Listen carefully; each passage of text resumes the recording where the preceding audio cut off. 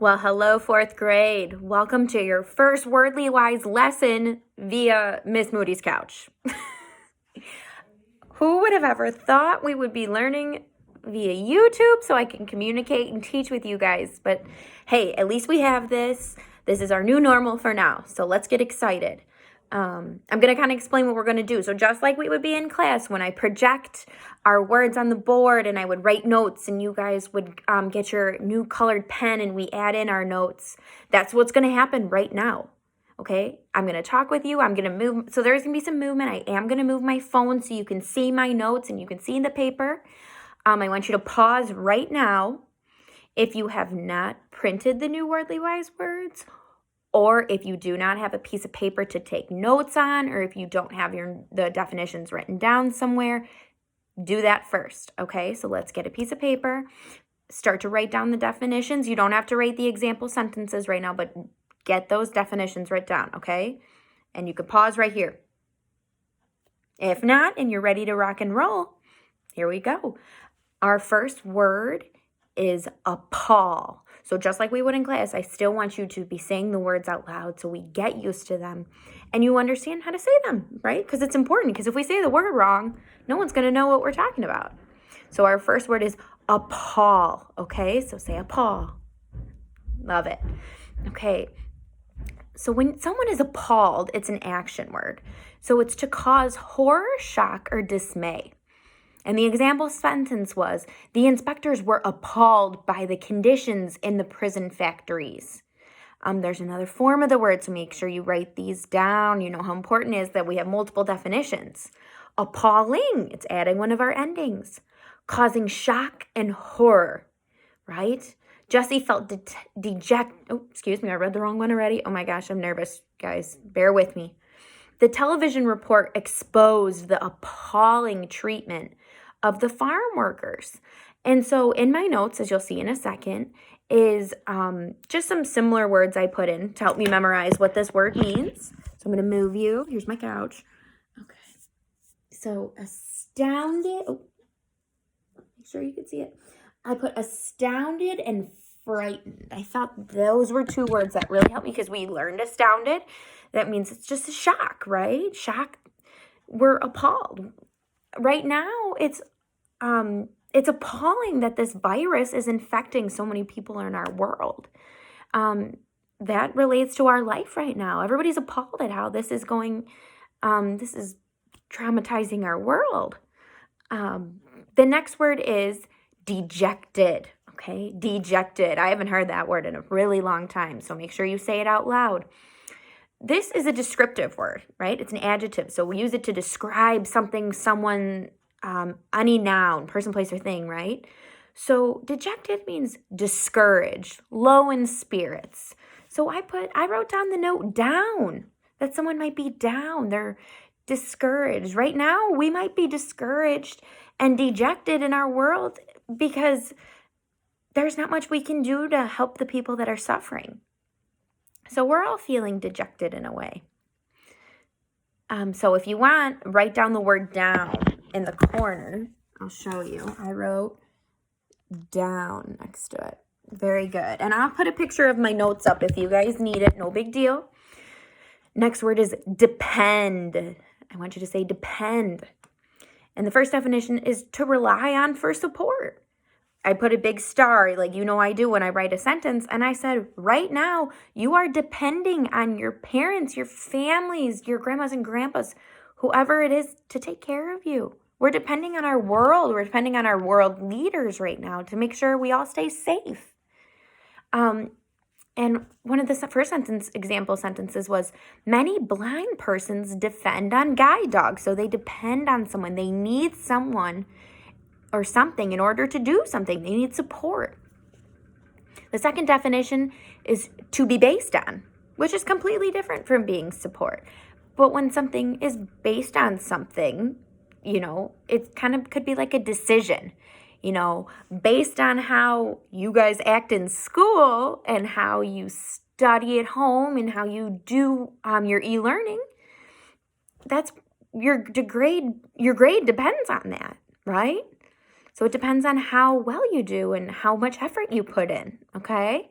So our sentence is, whether or not I go to the concert depends on what my parents say.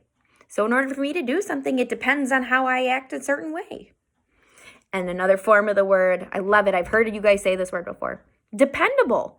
And that means reliable. Your parents are dependable. I know a lot of you have pets, and your pets are dependable, and they're people and they're a part of your family that you rely on for comfort. I'm sure a lot of you are hugging and kissing your dogs all the time right now. And if you do a lot of driving, you need a dependable car. You need a car that will keep you going. Word number 4, dreary. Oh, I love this word, dreary. Sad and gloomy. Even when you say the word, you can already get a feel for what the definition is, and it means sad and gloomy. I wrote down dull and boring. I think those kind of help. It all gives you that sound. Like you sound like, I sounded like the guy from Winnie the Pooh. It's going to drive me nuts. Eeyore. He's very dreary. He's very sad, and he's gloomy. Our example sentence says, I pulled up the shades to let more light into Olga's dark and dreary apartment.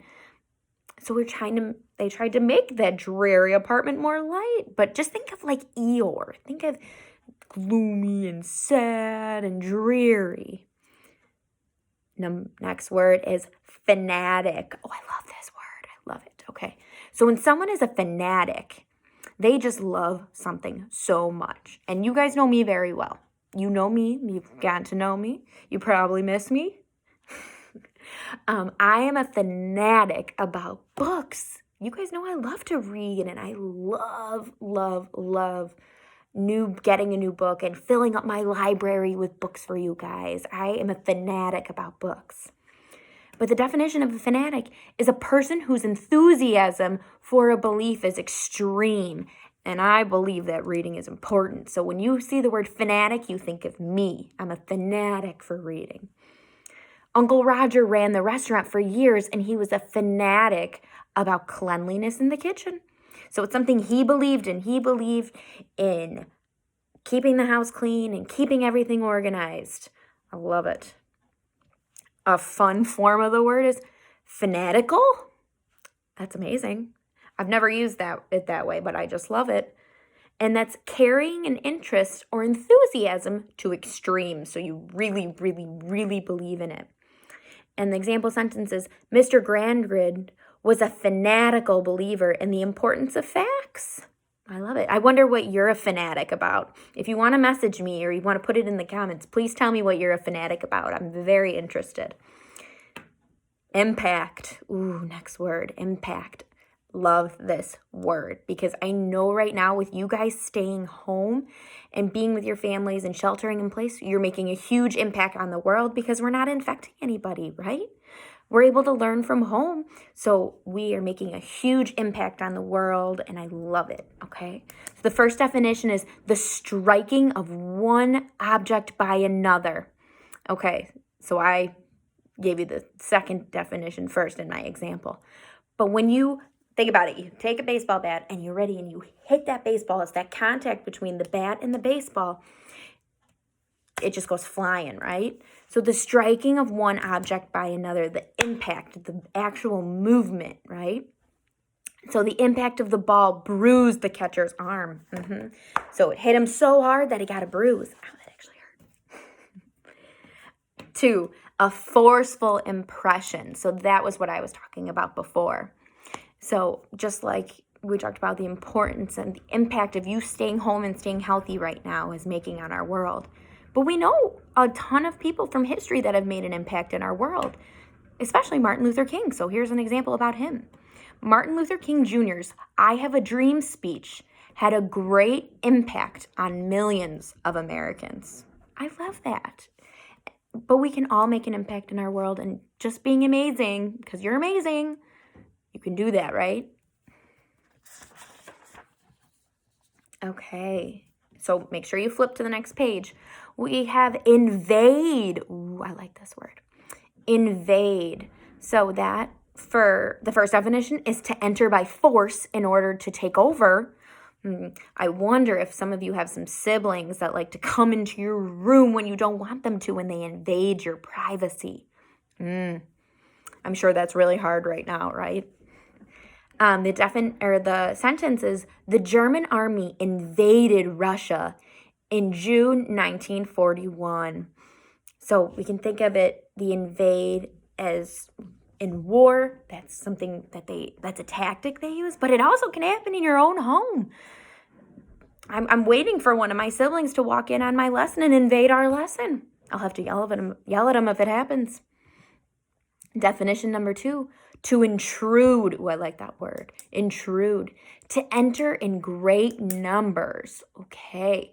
So I am putting a lock on my drawer so my little sister won't be able to invade my privacy anymore. That was the example I gave you. Let's think of something in my classroom that you all like to invade. My smelly markers is probably number 1. I'm sure you miss those. You guys like to invade that drawer and take them and forget to put them away sometimes. You know who you are. All right, next word, or next form of the word, I should say, is invasion. You guys should already know you've already heard this word. You already know what's going on here.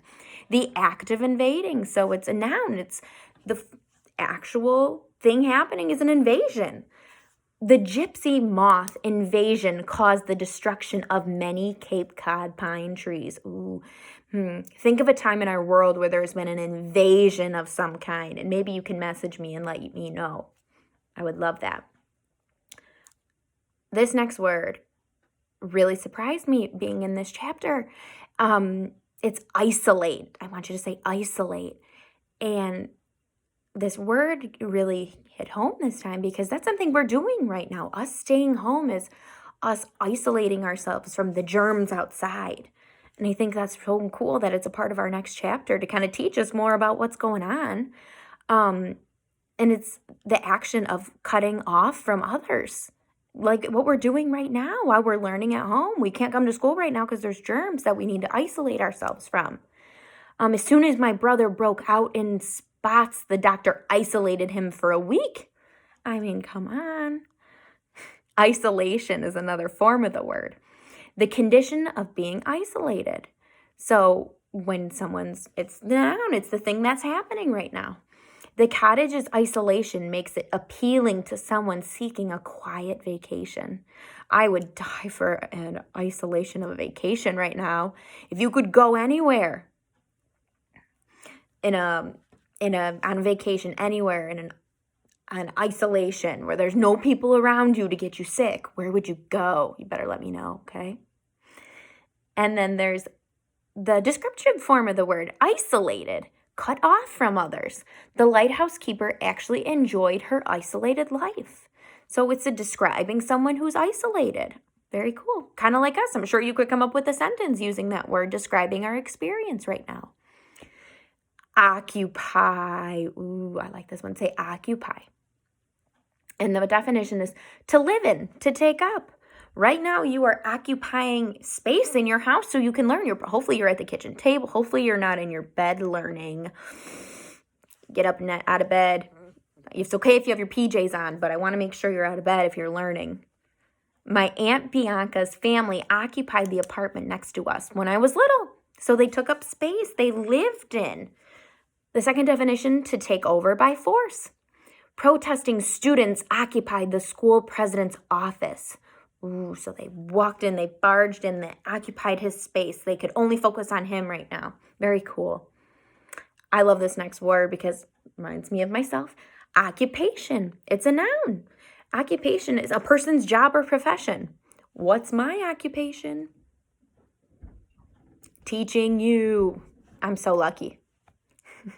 I love being a teacher. You know that. I miss being in our room. I miss having my full occupation where I can be in my classroom. But right now I'm teaching on my couch. It's a little weird. Nursing is a perfect occupation for my brother since he loves helping people. And then the next one, a filling up of time or space.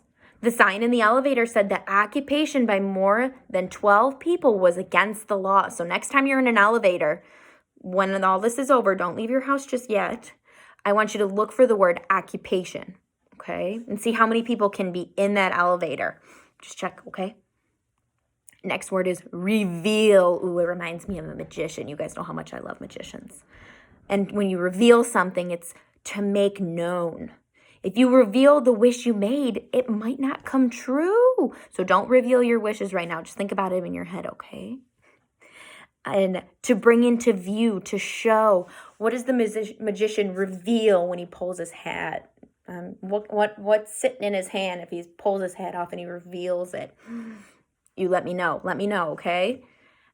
The curtain rose to reveal 3 men sitting on top of a stone wall. Oh, I love it. Okay. The next word is route. And route it's different because sometimes we think of this word as R-O-U-T-E, but it's a different form of the word, and that's okay. So we just really have to memorize this one because I know it's going to confuse you, okay? It's actually a disorganized retreat from an attack, a total defeat. The battle ended in a rout as the enemy soldiers dropped their weapons and ran. So let's think about this right now. This one's kind of confusing. So this is one of those ones where we would put like 3 stars next to it because we have to really think about it and really research this word a little more because I don't use it in this form very often. I usually think about route as like my journey and where I'm supposed to go and what I'm supposed to follow, you know? But this is a disorganized retreat from an attack, a total defeat. The battle ended in a rout as the enemy soldiers dropped their weapons and ran. The next form of it is to defeat completely. So think about wartime, when back in the Civil War, when there were battles, and sometimes one side completely defeated each other over the other, and that was a rout. They were the active rout. It was a defeat. The U.S. basketball players routed their opponents in the 1992 Olympic Games. They completely defeated them. It was a shutout. So think of it as a shutout. I'm going to write that down. It's a shutout. Just like if you think of it like a basketball game, like there was no competition. One team scored higher than the other. Good stuff, okay? But make sure you really research that one. Okay, flip the page. Last couple words. We're almost there, okay? You guys are doing great. I'm so proud of you. I know I talk fast, so always pause if you need to. I should have told you that before, but you know who I am. Next word. Ooh, this is for my detectives out there. Simone, it's for you. Tell your mom and dad I said hi. Suspect. Think of as possibly guilty. Ooh, guilty. I would underline that word guilty so you remember. Think of as probably guilty, right? The police suspect the man who used to live upstairs of breaking into our apartment. So you're making judgments and you're making these thoughts in your head that like, okay, someone did something guilty. The second definition, to suppose that something is true. You suspect something. I suspect, or have you ever played the game Clue? It's a board game, Clue. Look it up if you need a good game. Let's get it. I suspect that she knows more about algebra than she thinks she does. Totally true. But in Clue, you have to say, I suspect that a certain person is in a certain place with a certain thing. You'll understand if you know the game. But you're making those judgments. You're making that thought in your head that, okay, I think this. Very nice. Okay. Next definition, a person believed to be guilty, the suspect. Someone might arrest the suspect that broke into the store. The suspect asked to see the lawyer before being questioned. They're getting speculated and they're being thought of as guilty. Ooh, it's a very eerie word. I just love it.